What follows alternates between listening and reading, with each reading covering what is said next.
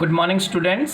SST 6th class जिसमें हम हमारा थर्ड चैप्टर कर रहे हैं आरंभिक नगर। आरंभिक नगर मीन्स हड़प्पा, मोहनजोदड़ो और ऐसे जो स्थान थे जिन्हें हम प्रारंभिक सभ्यता जो है उसको मानते हैं, तो उसके बारे में हम पढ़ रहे हैं। इसमें हमने अभी काफ़ी सारी चीज़ों की नॉलेज गेन की है। हमने पता किया कि किस तरह से पहले मालाएं वगैरह बनी होती थी, मूर्तियाँ भी बनाते थे। इतने समय पहले मूर्तियाँ बनती थी और जो गलियाँ थी, मकान थे, कितने अच्छे तरीके से बनाए जाते थे। आज अगर हम आज के और उस समय की कंपैरिजन करें ना, तुलना करें, तो हमें वो सभ्यता ज़्यादा आधुनिक लगती है। क्यों लगती है? उसके पीछे कारण देखो। आज हमारे पास इतनी मशीनें हैं, इतनी सुविधाएं हैं, इतना सब कुछ है, लेकिन उसके बावजूद भी हमारे शहरों में गलियां अच्छी नहीं मिल सकती। इतने ज़्यादा अच्छे मतलब वेल डिज़ाइन जो होते हैं, अच्छे से निर्मित घर नहीं देखने को मिल सकते, लेकिन उस समय में होता था ऐसा। ठीक है, तो अगर ऐसे तुलना करके देखें ना, तो वो टाइम बड़ा ही ज़बरदस्त हमें नज़र आता है। आज हम उस अच्छे समय के बारे में थोड़ा और जानकारी हासिल करेंगे।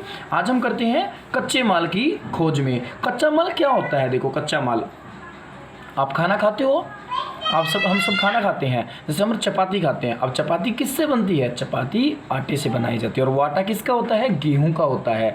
तो उस आटे के लिए जो गेहूं है वो क्या है? वो कच्चा माल है। गुड़, चीनी, शक्कर गन्ने से बनाई जाती है, वो क्या है? कच्चा माल है। मीन्स एक ऐसा पदार्थ जिसका विनिर्माण करके या जिसकी थोड़ी सी प्रोसेसिंग करके उसको एक दूसरे रूप में ढाला जाता है, वो होता है कच्चा माल। और कच्चा माल हमेशा प्राकृतिक रूप में मिलता है। अब जैसे आप लोहे के आपके गेट हैं, लोहे के आपके जो विंडो वगैरह हैं, ये आपका ये जो लोहा है ना, ये प्रकृति की गोद में मिलता है। पहाड़ों में बड़ी बड़ी खान होती हैं इसकी, वहाँ आपको ये कच्चे माल के रूप में मिलता है रॉ मटेरियल की फॉर्म में। वो प्राकृतिक रूप से वो अपने आप बनता है। फिर उसको तराश के उसकी प्रोसेसिंग करके हम लोहे से, जो हमारा घरों में लोहा है ना, ऐसा बनकर आता है। तो ये होता है बेटा कच्चा माल। तो आइए हम अपने चैप्टर की शुरुआत करते हैं। कच्चा माल उन पदार्थों को कहते हैं जो या तो प्राकृतिक रूप से मिलते हैं या फिर किसान या पशुपालक उनका उत्पादन करते हैं। जैसे लकड़ी या धातुओं के अयस्क, देखो आया ना, धातु मीन्स जो आपका लोहा है, ये जो जितने भी आपके मेटल्स हैं, मीन्स जो मेटल्स के अंदर आते हैं, ये क्या कहते हैं? आयरन हो गया, लोहा, और तांबा, चांदी, सोना, ये सब किसके अंदर आते हैं? ये सारे धातुओं के अंदर आते हैं। अब जो हम यूज़ कर रहे हैं वो एक प्रोसेसिंग, मतलब एक बड़ी प्रक्रिया के बाद हमें प्राप्त होता है। जो उसका वास्तविक रूप है ना, वो अयस्क कहलाता है। वो क्या कहलाता है? अयस्क रूप। जैसे अब लोहा है, लोहा जब खान से निकलता है ना, तो वो लोहा नहीं होता, वो अयस्क होता है। लो अयस्क बोलते हैं हम उसको। ठीक है, तो वो प्राकृतिक रूप से उपलब्ध कच्चे माल हैं। जैसे लकड़ी है, धातु है, ये सारे हमें प्रकृति की गोद में मिलते हैं।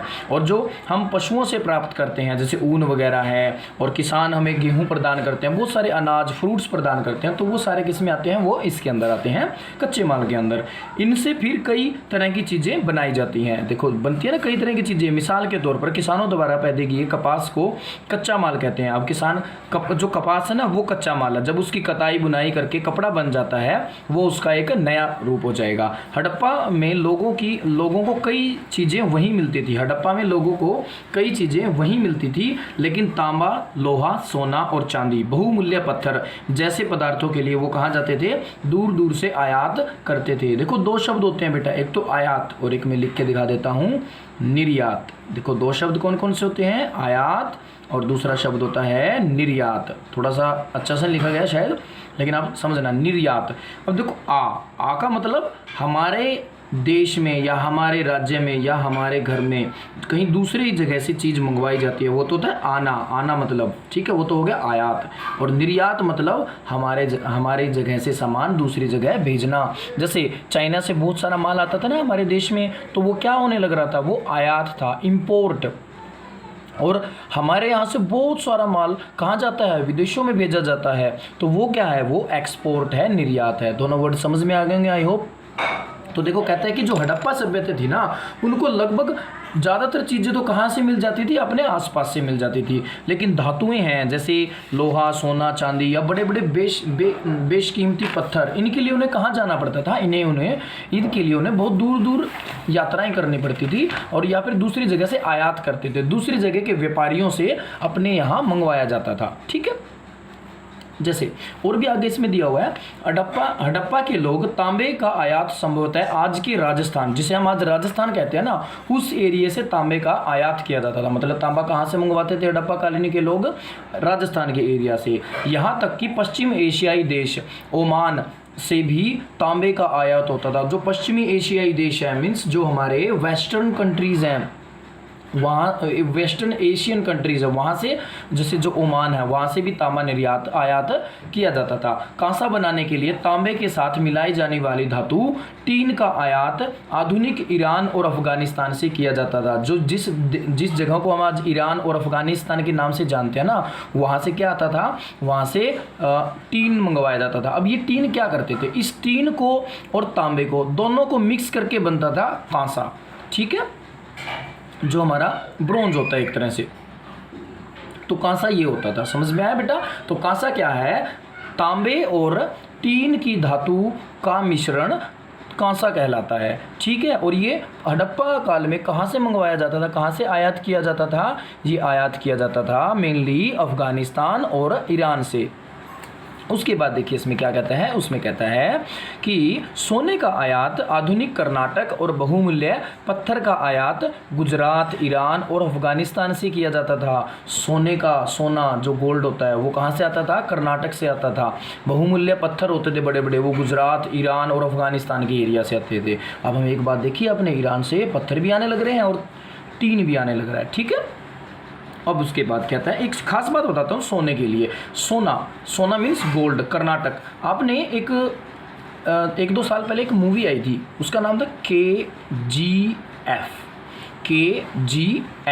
इसकी फुल फॉर्म है Kolar gold field. Kolar gold field का मतलब क्या है, सोने के कोलार एक जगह है कर्नाटक के अंदर, और गोल्ड मतलब सोना, और फील्ड मतलब खेत, एक तरह से बड़ा एरिया, मतलब वो जगह जहाँ सोना बड़ी मात्रा में पाया जाता है। तो वो तो देखो एक मूवीज़ है, लेकिन ये कर्नाटक के अंदर एक जगह है जहाँ पर बहुत बड़ी मात्रा में सोना निकाला जाता था पहले वाले टाइम में। आजकल तो ये सुनने में आता है कि अब थोड़ा सा मतलब इतना नहीं है, लेकिन पहले बहुत बड़ी मात्रा में यहाँ से सोना पाया जाता था। अब थोड़ी सी यहाँ से कम होता है। तो KGF, अब आपको ध्यान रहेगा ना, देखो कर्नाटक सोने के लिए प्रसिद्ध रहा है, सोना यहाँ से आयात किया जाता था। और KGF अभी आप समझ गए होंगे, कोलार गोल्ड फील्ड। तो ध्यान रखना बेटा ये। नेक्स्ट है नगरों में रहने वालों के लिए भोजन। अब हमने ये तो पढ़ लिया कि कच्चा माल कहाँ कहाँ से आता था, कैसे कच्चे माल की प्राप्ति की जाती थी। नेक्स्ट जो इसमें हमारा रहेगा टॉपिक, वो है नगरों में रहने वालों के लिए भोजन, कि जो नगर में लोग रहते थे वो कैसे भोजन वगैरह प्राप्त करते थे, उन्हें भोजन कहाँ से मिलता था, क्या क्या करना पड़ता था उन्हें अपने भोजन की प्राप्ति के लिए। तो उसमें कहता है लोग नगरों के अलावा गाँव में भी रहते थे, मतलब जो शहर होते हैं, टाउन्स बोल सकते हैं हम उनको, उसके अलावा विलेजेस में रहते थे, गाँव में रहते थे। वे अनाज उगाते थे, क्या करते थे, ध्यान रखना है, अनाज उगाते थे, जानवर पालते थे। दो काम मेन हो गए, अनाज उगाना और जानवर पालना। किसान और चरवाहे ही शहरों में रहने वाले शासकों, लेखकों और दस्तकारों को खाने के सामान देते थे। अब जो नगर में लोग रहते हैं ना, जो नगर में कौन रहता था, नगर में शासक, दस्तकार, मतलब जो चीज़ें बनाते थे, जो सामान बनाते थे अलग अलग तरह का, और जो लेखक होते थे उनके लिए जो खाने पीने का सामान भेजते थे, वो कौन कहाँ से जाता था, वो ज़्यादातर जो किसान और चरवाहे थे उन्हीं के द्वारा जाता था। अब चरवाहे वर्ड आया, चरवाहा कौन होता है, चरवाहे होते हैं बेटा, आपने अपने आसपास देखा होगा ना, अगर आप शहर की भीड़ भाड़ वाले एरिया में रहते हो तो देखो नहीं देखा होगा। अगर आप कहीं बाहर गए हो इधर उधर खेतों के एरिया में, तो आपने बहुत सारे लोगों को भेड़ चराते हुए देखा होगा, भेड़ रखते हैं, ठीक है, या फिर भैंस को लेकर चराते हुए देखा होगा, गायें वगैरह देखी होंगी चरती हुई, बड़ी मात्रा में गाय रखते हैं जो लोग, तो वो चरवाहे होते हैं, मीन्स जो अपने पशुओं को चराते हैं, चराने का काम करते हैं। तो ये जो थे ये खाने का इंतजाम करते थे। पौधों के अवशेषों से पता चलता है, आज हमें जो खुदाई वगैरह में जो पौधों के अवशेष मिले हैं, जो पौधों का बचा खुचा जो पार्टिकल्स मिले ना, उससे पता चल रहा है कि हड़प्पा के लोग जो थे गेहूं, जौ, दालें, मटर, धान, तिल और सरसों उगाते थे। देखो फिर से रिपीट कर रहा हूँ, हड़प्पा सभ्यता के लोग गेहूं, जौ, दालें, मटर, धान, तिल और सरसों उगाते थे। ठीक है, तो इतनी सारी चीज़ें वहाँ पर उगाई जाती थी। नेक्स्ट, जमीन की जुताई के लिए हल का प्रयोग एक नई बात थी। नई बात क्यों थी? हमने पिछला चैप्टर पढ़ा था ना, पिछले चैप्टर में ये देखा कि जो आरंभिक मनुष्य था वो घुमंतु होता था एक तो, ठीक है। दूसरा, अपने खेत वगैरह जो थोड़ी बहुत उसको जब थोड़ा बहुत उगाना है ना फसल वगैरह, तब उसको मतलब ये हल वगैरह के बारे में नहीं पता था, ज़्यादा खेतों की जुताई नहीं आती थी, बस ऐसे ही इधर उधर बीज फेंक देता था, अगर फसल उग गई तो उग गई भाई। लेकिन जैसे जैसे उसकी नॉलेज बढ़ी, जैसे जैसे वो ज़्यादा इधर उधर घूमा, तो उसे ज्ञान हुआ कि खेतों की जुताई की जा सकती है, खेत में जो मिट्टी होती है ना उसको थोड़ा सा नरम किया जा सकता है उसकी खुदाई करके। लेकिन उस खुदाई के लिए पहले वो पत्थर यूज़ करने लगा, फिर धीरे धीरे उसे हल का पता चला। देखो ये यहाँ पर एक चित्र दी है, ये बच्चे का खिलौना है, हल के रूप में, ये बच्चे के टॉयज के रूप में है, लेकिन रियल में भी हल कुछ ऐसा ही उनके टाइम में होता था। तो ये दिखाया गया है बेटा, ठीक है। तो हल उनके लिए नई बात थी क्योंकि पहले दूसरे औजार यूज किए जाते थे। हड़प्पा काल के हल तो नहीं बच पाए क्योंकि वे प्राय लकड़ी से बनाए जाते थे। अब ये लकड़ी के हल होते थे, इस वजह से देखिए ये है वो पिक्चर खेल वाली, ठीक है। अब ये जो हल है इनके, ये हल तो नहीं बच पाए क्योंकि लकड़ी के थे, क्योंकि वे प्राय लकड़ी से बनाया जाता है, लेकिन हल के आकार के खिलौने मिले हैं। अब देखो आपके पास बहुत सारे टॉयज़ होंगे, आपके पास जेसीबी होगी, आपके पास टॉयज़ के रूप में ना जो ये हमारे ट्रांसफॉर्मर आते हैं, ट्रांसफॉर्मर कभी वो कार बन जाते हैं, कभी रोबोट बन जाते हैं, ऐसी ऐसी चीज़ें हैं ना, लेकिन वो रियल में भी हैं जैसे, मतलब तो वो क्या है, उसके खिलौने हो गए, ठीक है। तो ऐसे ही इनके खिलौने बनाए जाते थे, उससे पता चल रहा है। इस क्षेत्र में बारिश कम होती है, इस क्षेत्र में बारिश क्या होती है, कम होती है, इसलिए सिंचाई के लिए लोगों ने कुछ तरीके अपनाए होंगे, मतलब कुछ अलग तरीके अपनाए, कुछ और तरीक़ों से। सिंचाई का मतलब क्या होता है बेटा, खेतों में जो फसल उगाते हैं उसको नियमित रूप से या एक निश्चित वर्ग अंतराल में, मतलब एक टाइम पीरियड के अकॉर्डिंग पानी प्रदान करना, पानी प्रोवाइड करना, ठीक है। इंग्लिश में अगर बात करें तो the supply of water to the crops with a fix interval of a time. एक नियमित अंतराल के बाद जो खेतों में फसलों को पानी प्रदान किया जाता है वही सिंचाई होती है, ठीक है। अब सिंचाई मतलब खेतों में पानी लगाना, बारिश कम होगी तो पानी कहाँ से आएगा खेतों में फसलों के लिए, कहीं और से जुगाड़ करना होगा, तो ये कुछ और तरीके अपनाते थे। संभवतः पानी का संचय किया जाता था, संचय मतलब कलेक्शन की जाती थी, बड़े बड़े टैंक वगैरह, मतलब गड्ढे वगैरह बनाते होंगे ताकि उसमें बारिश का पानी इकट्ठा हो जाए, ठीक है, ताकि उसको बाद में यूज़ किया जा सके। कुछ ऐसा तो किया ही होगा ना, मतलब यही कह रहा है कि संभवतः पानी का संचय किया जाता था, मतलब पानी को इकट्ठा किया जाता था और ज़रूरत पड़ने पर उससे फसलों की सिंचाई की जाती थी। हड़प्पा के लोग गायें, भैंस, भेड़, बकरियां पालते थे। बस्तियों के आसपास तालाब और चरागाह होते थे। चरागाह ऊपर वर्ड आया था चरवाहे। अब चरवाहा कौन होता है, जो भेड़ बकरियां पालता है। अब जिस जगह पे उनकी भेड़ बकरियां चरने जाएंगी, अपना खाना खाने जाएंगी ना, वो जगह क्या कहलाती है, वो चरागाह कहलाती है, ठीक है। पशुओं के चराने वाली जगह होती है ये। लेकिन सूखे महीनों में मवेशियों के झुंडों को चारा पानी की तलाश में दूर दूर ले जाया जाता था। अब सूखा का मतलब क्या है, जैसे आजकल ये बीच में, अब आप अगर आप हमारी सिटी में ही रहते हैं, जैसे अपने गांव या शहरों के बाहर देखोगे बहुत सारे लोग ना, बहुत सारी मतलब गायें लेकर आए हुए हैं। अब वो लोग कहाँ से आए हैं, लगभग राजस्थान या थोड़ा बहुत कोई गुजराती भी हो सकता है, मे भी, तो गुजरात तो का मैं पक्का नहीं कह रहा, लेकिन राजस्थानी हो सकते हैं। वो लोग यहाँ पर क्यों आए, क्योंकि उनके एरिया में अब बिल्कुल भी घास वगैरह नहीं आया, क्योंकि राजस्थान में पहले से ही वेजिटेशन कम होती है। फिर दूसरा, अब ये सूखा टाइम पीरियड होता है, इसमें और भी ज़्यादा कम हो जाती है, तो इसलिए वो अपने पशुओं को चराने के लिए, देखो कितने हरियाणा में आए हुए हैं, राजस्थान से बहुत दूर दूर तक जाते हैं ये। तो ऐसे पहले भी होता था, जब उनके मवेशियों को, उनके जानवरों को खाना नहीं मिलता था तो वो दूर दूर चले जाते थे।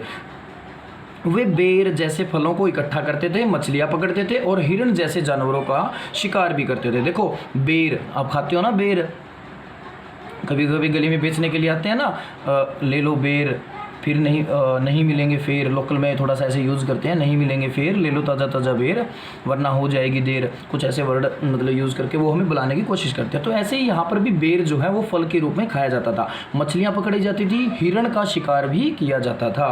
तो ये था बेटा हमारा आज का टॉपिक, नगरों में रहने वाले लोगों के लिए भोजन। और पहला इसमें 2 टॉपिक हमने पढ़े, एक तो हमने पढ़ा कि कच्चे माल की प्राप्ति कैसे होती थी, कैसे कहाँ से हम कच्चा माल आयात करते थे। दूसरा टॉपिक हमने पढ़ा कि नगरों में रहने वालों के लिए भोजन कैसा होता था। नेक्स्ट जो टॉपिक होगा हमारा, नेक्स्ट टाइम इसको हम करेंगे गुजरात में हड़प्पा कालीन नगर का सूक्ष्म निरीक्षण। इसका मतलब क्या है कि जो गुजरात एरिया में जो हड़प्पा कालीन नगर मिले हैं, शहर मिले हैं, उनका एक मतलब सूक्ष्म निरीक्षण करना, छोटा सा निरीक्षण करेंगे, देखेंगे वहाँ कौन कौन सी जगह थी, क्या क्या था।